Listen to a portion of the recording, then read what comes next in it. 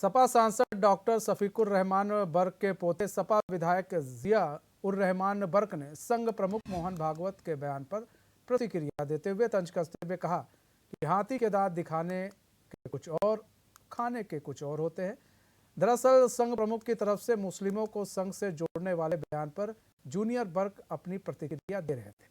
उन्होंने कहा कि इस तरह से मुसलमानों को गुमराह करके एक तरफ आप कह रहे हैं कि मुसलमान इस देश के नागरिक नहीं हैं और फिर कह रहे हैं कि मुसलमान के लिए बीजेपी आरएसएस गैर नहीं है।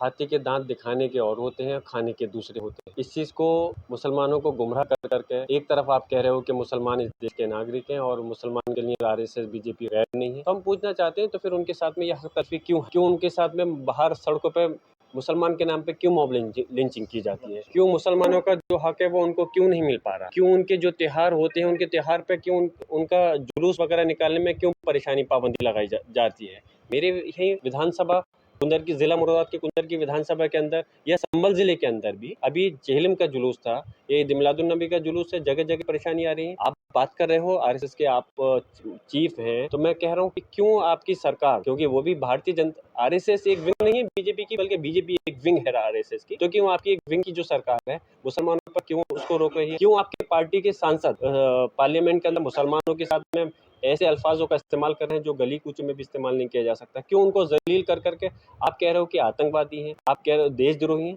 अरे आतंकवादी कौन होता है? जो एक देश में जिसको इतनी बड़ी जनता चुन करके आप पार्लियामेंट के अंदर भेज रही, वो आतंकवादी हो सकता है क्या? आप उन सारे मतदाताओं के ऊपर और भारत के संविधान के ऊपर आप उंगली उठाई है आपने और उनका अपमान किया है। आपको माफी मांगनी चाहिए। पूरे भारतीय जनता पार्टी और आरएसएस के मेन मुख्य लोगों को माफी मांगनी चाहिए।